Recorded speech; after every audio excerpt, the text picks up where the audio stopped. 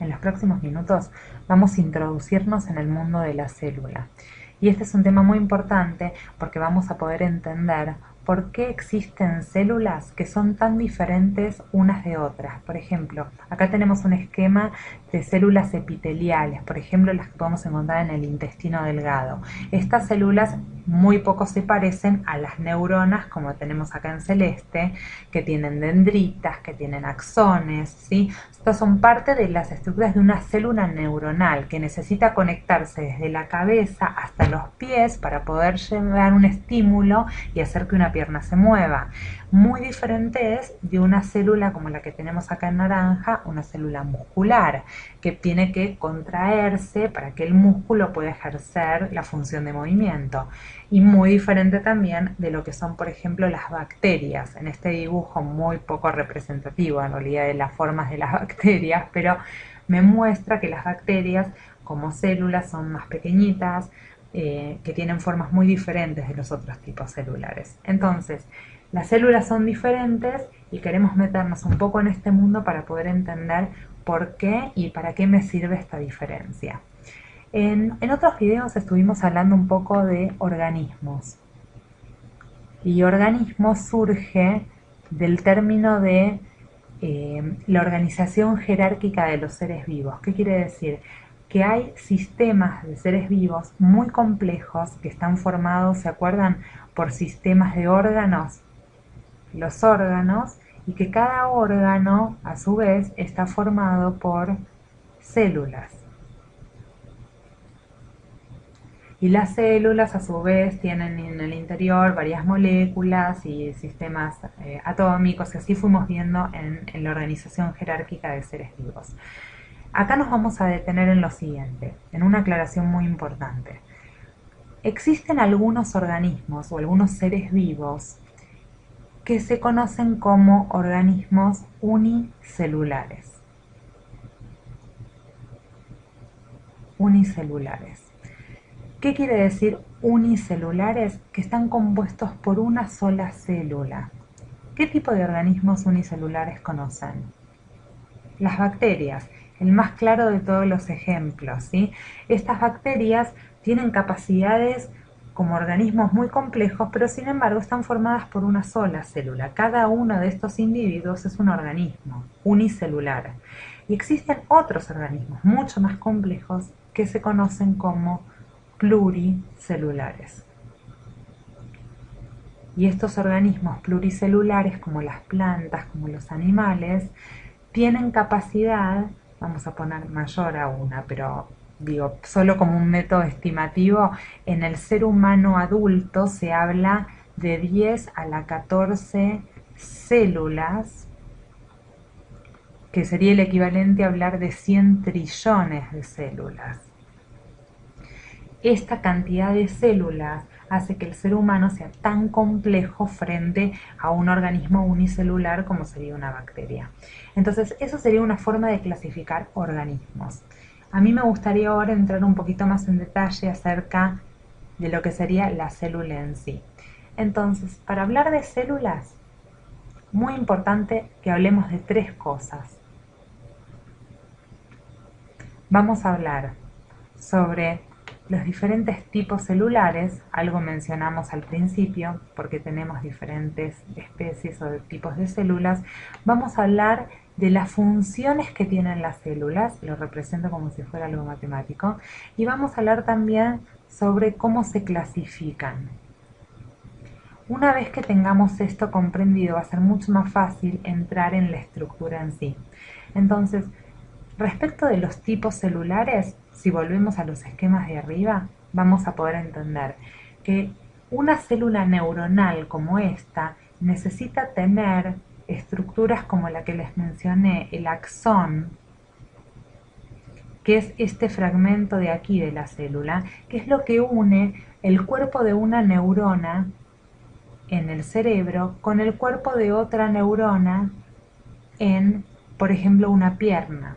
Entonces eso hace que el estímulo que llega en el cerebro pueda mandar la información hacia la pierna para poder moverse a través de la médula espinal. Entonces esto que es muy característico de las neuronas, de algunas de las neuronas, no se ve, por ejemplo, en un tracto intestinal, donde la función tiene que ser poder absorber los nutrientes que pasan a través del intestino para ser absorbido y llegar luego a la circulación. Acá estarían los vasos sanguíneos.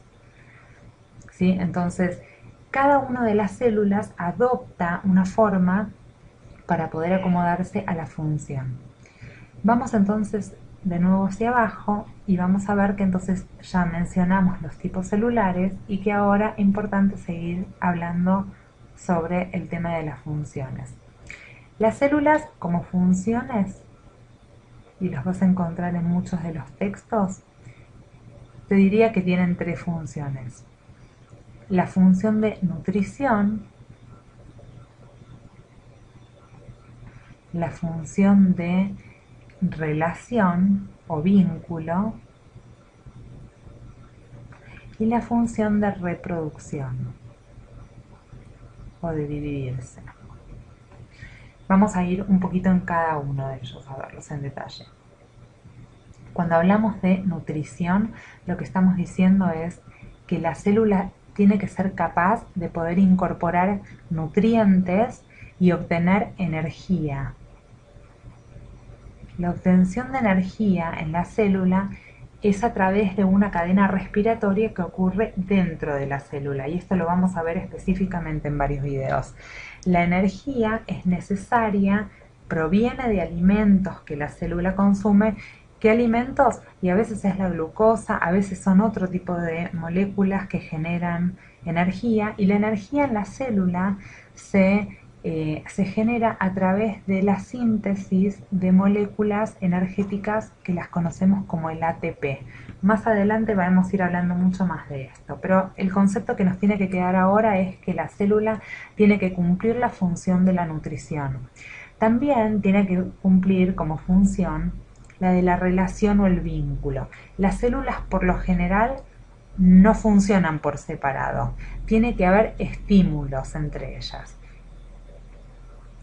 Estímulos entre ellas o estímulos de la célula con el medio ambiente. Y para que eso ocurra, las células en la membrana que la rodea tiene muchas proteínas que generan como sensores. Entonces, para que una célula funcione bien, tiene que existir la función de relación. Y por último, hablemos de la función de la reproducción. Muy importante el proceso conocido como mitosis o como la meiosis, que son formas en que la célula puede dividir su material genético y generar otras células hijas. Muy importante para desarrollar los órganos, para crecer, para formar desde un feto hasta un adulto maduro. Muy importante para muchas de las funciones de muchos órganos que incluso en la adultez siguen reproduciendo sus células. Entonces, entendiendo que las células cumplen por lo menos tres funciones, y hay varias más que muchas veces no están nombradas en los textos, podemos entender ahora que existe un sistema de clasificación. Se clasifican.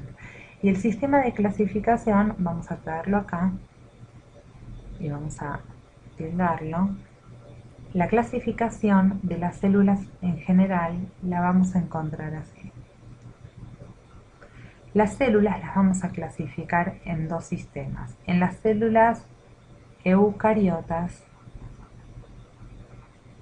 y las células procariotas. Vamos a empezar por lo más sencillo a lo más complejo. Las células procariotas, el más claro ejemplo son las bacterias. Y en las células eucariotas, ahí vamos a encontrar muchas más. Tenemos las de los animales, vamos a anotar como animales, las plantas, los hongos, también tenemos los protozoos, ¿sí? Todo el resto de las células que conocemos, aparte de las bacterias, pertenecen al grupo de células eucariotas. ¿Y cuál es la principal diferencia entre las eucariotas y las células procariotas? En que, de qué manera guardan su información genética. ¿Qué quiere decir? Que las células eucariotas contienen un núcleo dentro de las células. Ese núcleo es el que contiene la información genética o el ADN. En cambio, las procariotas, si bien sí tienen información, sí tienen ADN, por supuesto, no tienen núcleo o no tienen una membrana nuclear que lo rodee, no tienen un núcleo específicamente. Bien, entendiendo entonces ahora, a modo de resumen, que las células existen en diferentes tipos y formas y tamaños y que cumplen diferentes funciones, vamos a entender que podemos clasificarlas en diferentes tipos. Entonces, en los próximos videos vamos a poder entender la estructura de las células eucariotas, vamos a poder entender la estructura de una célula procariota y ya vamos a saber de qué estamos hablando. Nos vemos en los siguientes.